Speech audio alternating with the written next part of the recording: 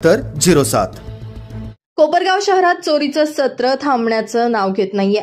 19 April रोजी शहराच्या मध्यवर्ती भागातील सचिन वॉच कंपनीमध्ये मोठी चोरी झाल्यानंतर आज 9 मेला पुन्हा एकदा शहरात मोठ्या चोरीची घटना उघडकीस आली आहे। मार्केट यार्ड परिसरातील रेव्हेन्यू कॉलनीत डॉक्टर विवेक सूर्यवंशी आणि सौ प्रतिभा सूर्यवंशी यांच्या बंद घरात चोरट्यांनी धाडसी घरफोडी केली।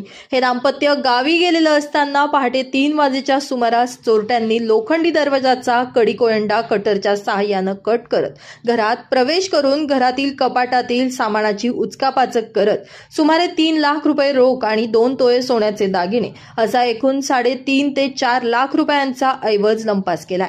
घटनेची माहिती मिळताच वरिष्ठ पोलीस निरीक्षक भगवान मथुरे यांच्या मार्गदर्शनाखाली सहाय्यक पोलीस निरीक्षक संजय पवार यांनी घटनास्थळी धाव घेत पंचनामा करून परिसरातील सीसीटीव्हीच्या आधारे चोरट्यांचा शोध सुरू केला असून श्वान पथक देखील घटनास्थळी दाखल झालं होतं।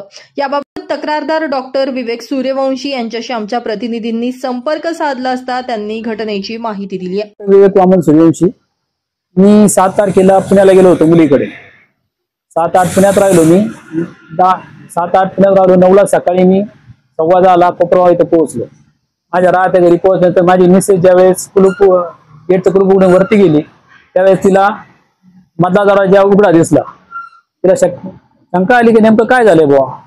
ती तशीच खाली आली, मला म्हणे काहीतरी झालेलं दिसतंय आपल्या इथं। मग आम्ही दोघं वरती आलो त्यावेळेस दरवाजे उघडलेले दिसले होते, दोन्ही दरवाजे तोडलेले होते आणि आतलं आमचं बेडरूम जे आहे त्याचे सगळे उचकपाचक केलेली होती। तिथं कमीत कमी 3 ते 3.25 लाख रुपये मिसेसचे होते आणि 2-2.5 तोळे सोनं होतं। सोनं सगळं लंपास झालेलं आहे आणि सगळे उचकपाचक करून ठेवले तिन्ही ठिकाणची। आणि मिसेस म्हणजे मिसेसच्या पर्समध्ये पैसे होते, पर्स सगळे पैसे गेलेले आहेत। तर मी केली आहे 12:15 तक्रार केली आहे, FIR नोंदवला आहे मी। पोलिसांचं पण चांगलं सहकार्य मला लाभलं आणि डॉग स्पॉट आत्ताच येऊन गेला आहे। डॉगने फक्त रोडपर्यंत मार्ग दाखवलाय।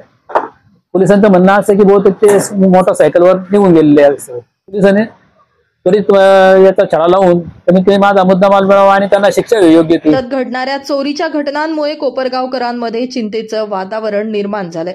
नागरिकांनी सतर्क राहावं आणि सुरक्षा उपाययोजना वाढवाव्यात असं आवाहन पोलीस प्रशासनाकडून करण्यात येते।